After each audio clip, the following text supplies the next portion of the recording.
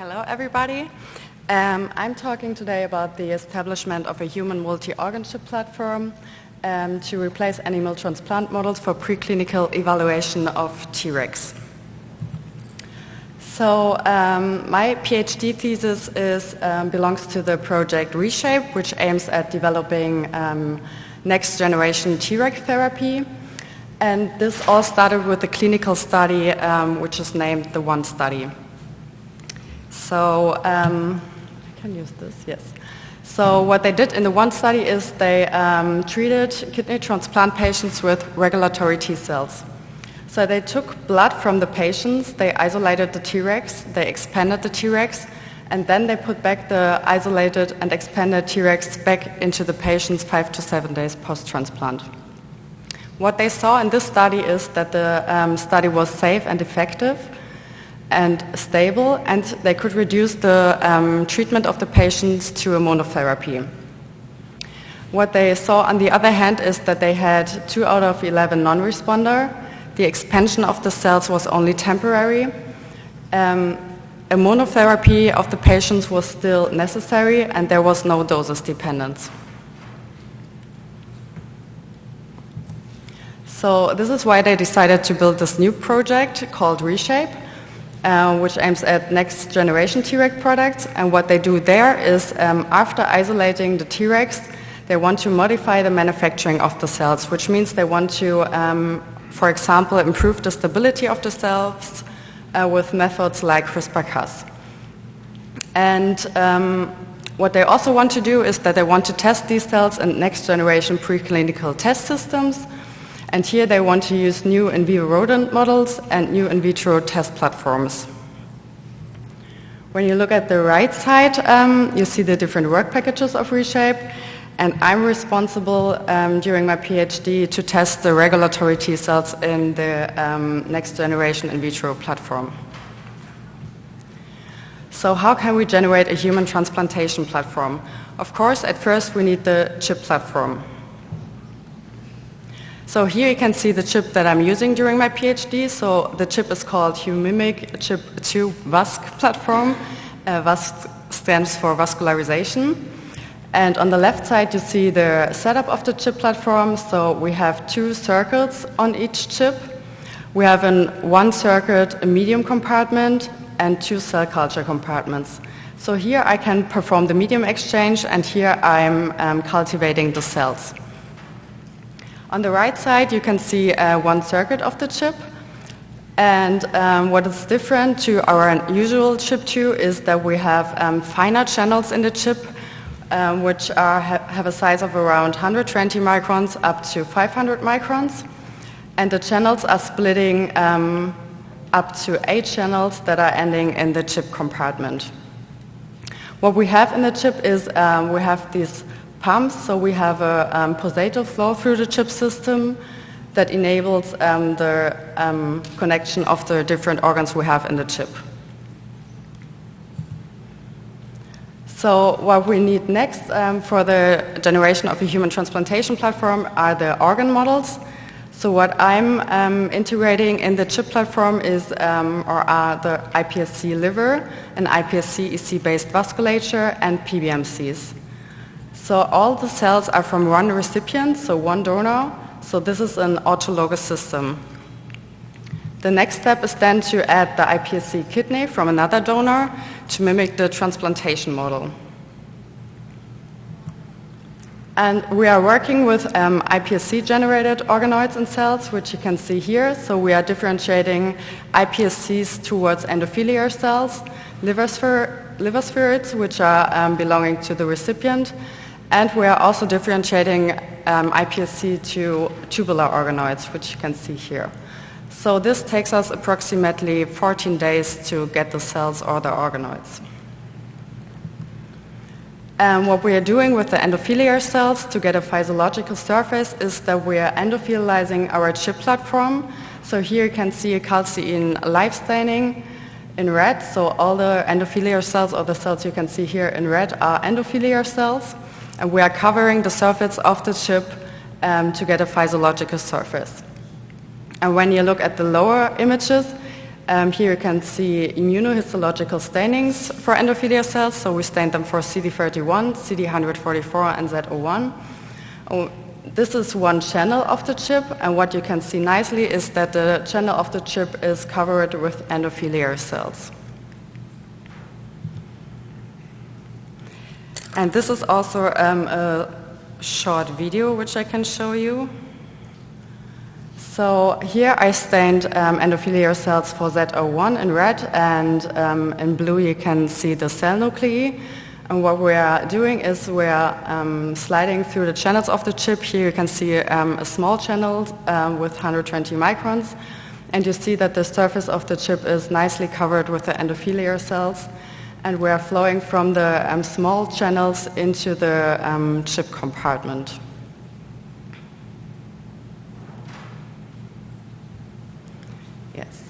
So what we've done with the PBMCs and the ECs, so we've done a co-culture, and before we've done that, we defined a co-culture medium. So here the focus was on endothelial cells and PBMCs, because these cells are together cultivated in the channels of the chip.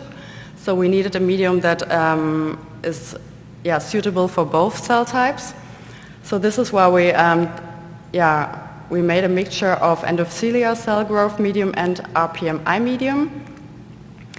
And we cultivated the cells for 7 days in our chip platform. So afterwards we did a flow cytometry analysis also on day 0, day 3, and day 7. And we compared our autologous system, which means here endothelial cells and PBMCs, to a primary culture. Which means the primary culture was consisting of HDMAX and PBMCs from Lonza, which were HLE matched. What we could see is that just shortly here in image B is that we had more T cells in the autologous system compared to the primary cells. And when we look at image E, we can see that we have, when we look at the activation markers, CD69, CD25, we can see that we have a higher initial activation of primary PBMCs compared to our autologous systems, which makes sense because we have the autologous cells and the primary cells are HLE matched. So the next step for this human transplantation platform is the capillarization. So we want to grow capillaries in the liver and in the kidney. Why we want to do that is because we want to direct the regulatory T cells into the organoids so that they are at the site of action and can reduce the rejection of the cells. So how can we do that? So we are using a method called stereolithography, and with this we are bioprinting microvessels into the chip compartments, and they serve then as a scaffold for endothelial cells. So on the left side you can see the laser setup, and what we are doing is we are printing at 405 nanometers and polymerizing structures into the chip platform from the bottom. So from the glass slide we are printing new microvessels into the chip platform. And for this, we are using a dissolvable gel. So we are printing microvessels with a dissolvable gel. And then we are covering the structures with a hydrogel, which is not dissolvable. Afterwards, we are adding an enzyme. And then the printed structures are dissolved. So we have, at the end, hollow structures in a hydrogel. And these hollow structures we can then endothelialize with our iPSC-derived endothelial cells. So here's a chip circuit on the left side you can see, and when you focus on the chip compartments, then you can see what we are actually doing. So we are printing new vessels in the chip compartments, which are connecting the technical channels from the left side to the right side. And here you can see a bright field image. So these structures are the printed structures, and here you can see the hydrogel, which is covering the structures. On the right side, you can see a picture with the printed structures where we added fluorescent beads into the ink, so for better visualization of the structures. So these are our printed structures, and the black here, this is the hydrogel. And this is a small, a short video, which I can show you. So here we dissolve the structures, and we pump beads through the structures. So here you can see nicely the pulsator flow of our chip system, and you see that the beads are flowing from the left side to the right side. So the next step of this bioprinting is then to endothelialize the printed vessels with endothelial cells, and start to induce the cells to sprout. So here on the left side you can see the printed structures we had, and the hollow structures, and we endothelialized the structures with the cells. And they already began to sprout without any stimulus, so they were just cultivated in the usual endothelial cell growth medium without any inducer. So the last step is then to generate the human transplantation platform, is to add regulatory T cells into the platform to prevent the graft rejection. So these regulatory T cells are coming from the recipient, or we can also use HLE-matched cells. What is the timeline to test cell therapies in the human-mimic chip platform? To have a better overview how we do that.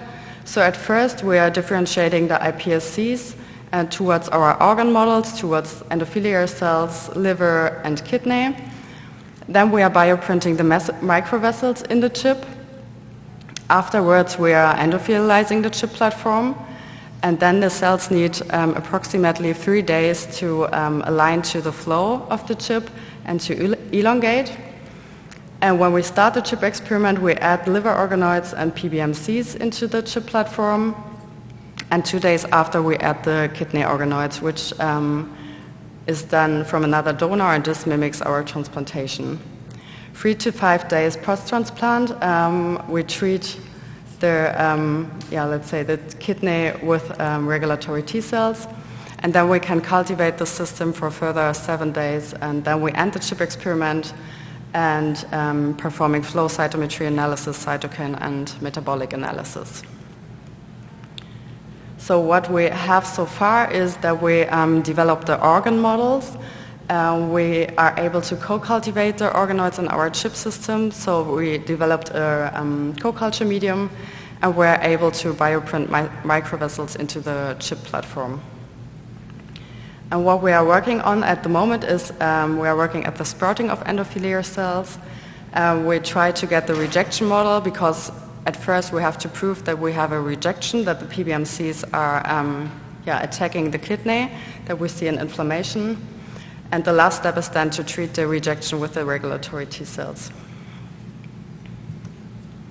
So with this, I would like to thank Tissues and Charité for giving me the opportunity to do my PhD in this company. And also I would like to thank Nikon for the nice images and the video and this presentation. Thank you for your attention, and if you have any questions, please let me know.